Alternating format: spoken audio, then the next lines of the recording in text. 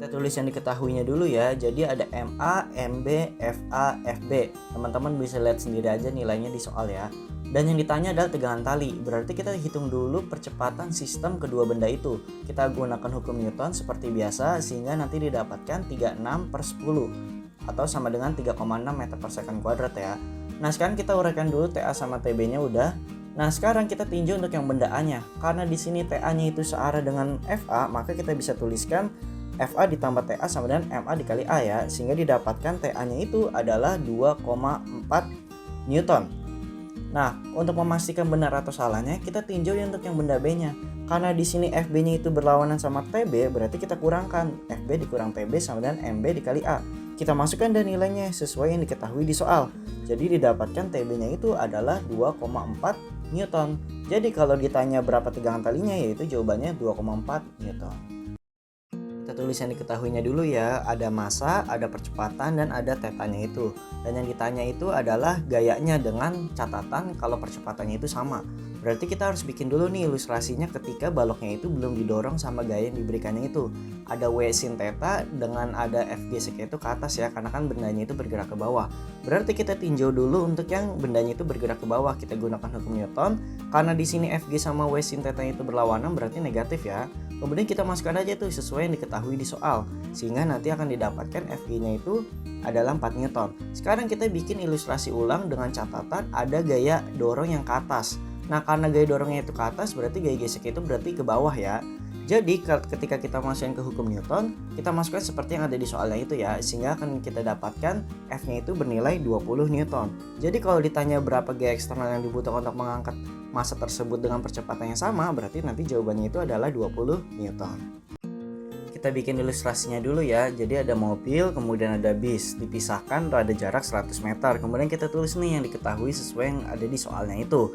Nah, dimana kita tahu kalau titiknya itu akan bertemu, kita anggap sebagai titik yang paling kanan nih. Jadi udah kita tuliskan ya keterangan-keterangannya. Nah, berarti dari si gambarnya itu bisa kita tuliskan kalau SM itu sama dengan 100 plus SB kan.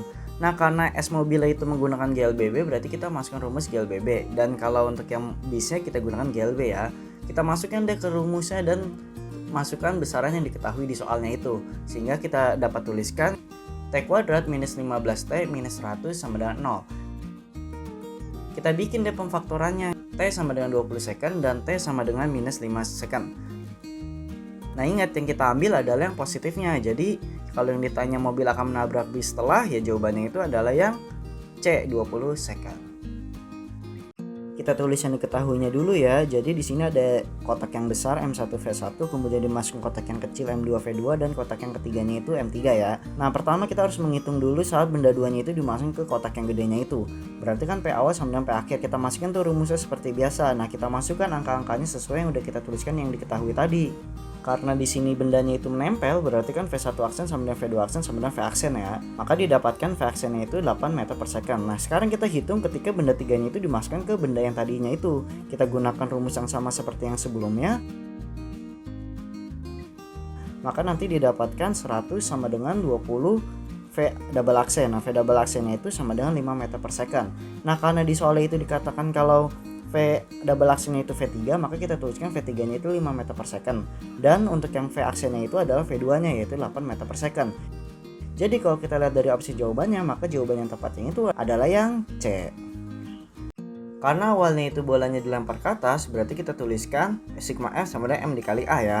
Nah karena MG dan FG nya itu arahnya ke bawah dan arah geraknya itu ke atas, makanya kita tulis negatif ya. Jadi kita bisa tuliskan minus MG dikurang 1/4 MG sama dengan M dikali A.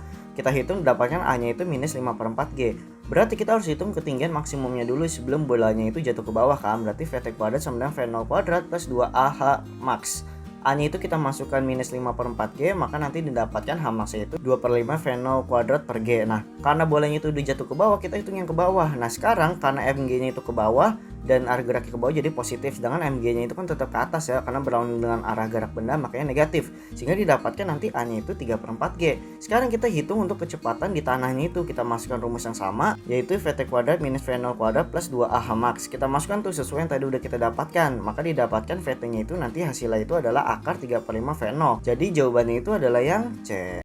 Kalau ketemu soal tentang katrol kayak gini, kita bisa gunakan aturan sinus. Kita tuliskan dulu sudutnya ya, berarti kan yang itu 90 derajat ya. Nah, karena kita gunakan aturan sinus, jadinya kan W1 per, nah di atasnya itu kan sudut di W1-nya itu kan 90 ya, makanya kita tuliskan per sin 90.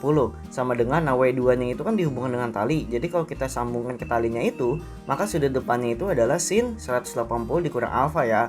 Nah, kalau yang sin 180 minus alfa ini kalian udah pernah pelajari tentang aturan-aturan sudut ya yang di SD. Jadi kalian pelajari sendiri aja. Jadinya W1 per 1 sama dengan W2 per, nah kalau sin 180 derajat minus alfa itu sama aja kayak sin alfa. Jadinya kita balik, jadinya W1 per W2 sama dengan 1 per sin alfa. Jadi kalau ditanya perbandingan W1 dan W2 nya ya jawabannya itu adalah yang A, 1 per sin alfa. Kita tulis yang diketahuinya ya, berarti ada omega sama dengan 3,5 rotasi per detik. Kita ubah ke dalam radian, tinggal dikali 2 pi aja, jadinya 7 radian per second. Dan jari-jarinya itu 1,25 cm, kita ubah ke meter ya, jadi 1,25 kali 14 minus 2 meter. Dan dianggap pi kuadrat itu 10, ditanya adalah mu s-nya. Nah di sini karena dikatakan kalau koinnya itu tetap diam ya, tidak bergerak, berarti sigma fx itu sama dengan 0. Berarti gaya gesek sama dengan gaya sentripetalnya ya. Didapatkan mu mg sama dengan m omega kuadrat r. M nya kita coret, jadinya mu nya itu omega kuadrat dikali r per g. Kita masukkan di angkanya, 7 kuadrat dikali itu 1,25 kali 10 minus 2 per 10, maka didapatkan nanti mu nya itu 0,6. Jadi kalau ditanya koefisien gesek statis, maka jawabannya adalah yang C, 0,6. Kita uraikan gayanya dulu ya, berarti ada gaya normal ke atas N, ke bawah itu W. Kemudian F-nya juga kita uraikan terhadap sumbu Y, jadinya F sin theta ya, karena kan dia nggak terapit sudut. Nah berarti kita tinggal masukkan sigma FY sama dengan 0. Nah yang ke atas itu ada apa? Ada N, dan yang ke bawah itu ada W sama F sin theta, jadinya W sama F-nya itu negatif, sama dengan 0. Kita masukkan N dikurang W itu kan MG.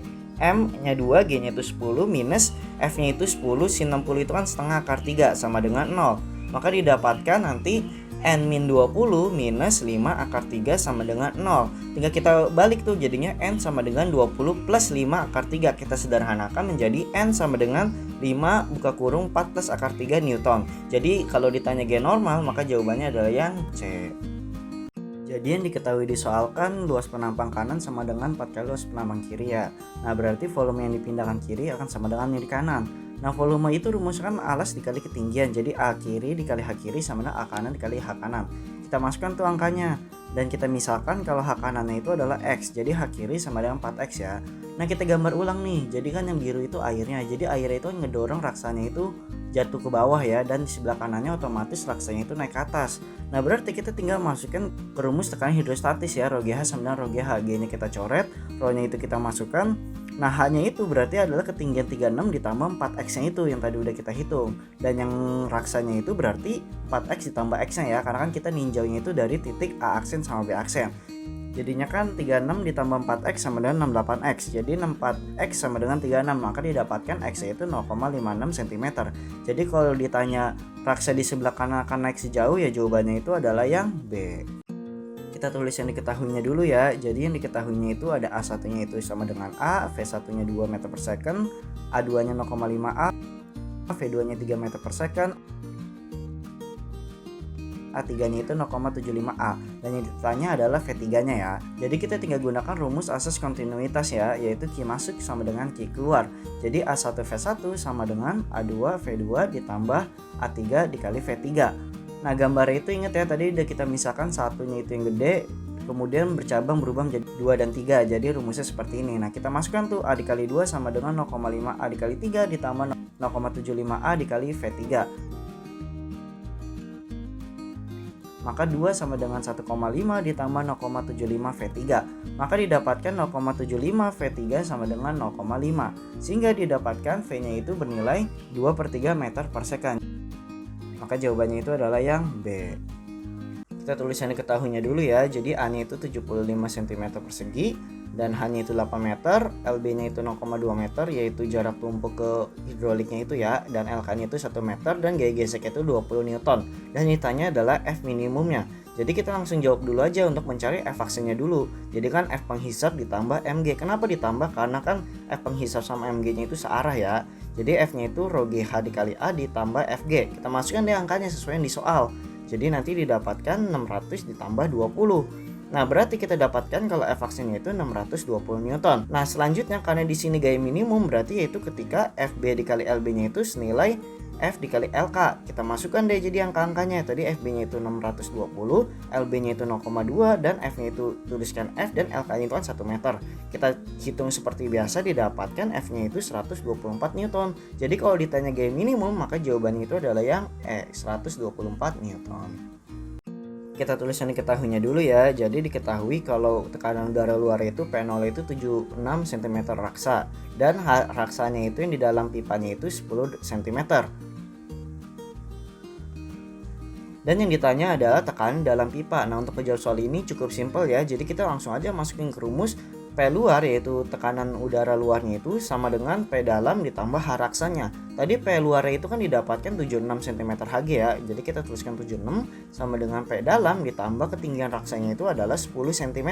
Jadi kita nggak usah ubah, tetap 10 cm aja. Jadi kalau kita hitung dapatkan kalau P dalam itu sama dengan 66 cm raksa. Jadi kalau ditanya tekanan udara di dalam pipa kaca maka jawabannya itu adalah yang C, 66 cm raksa.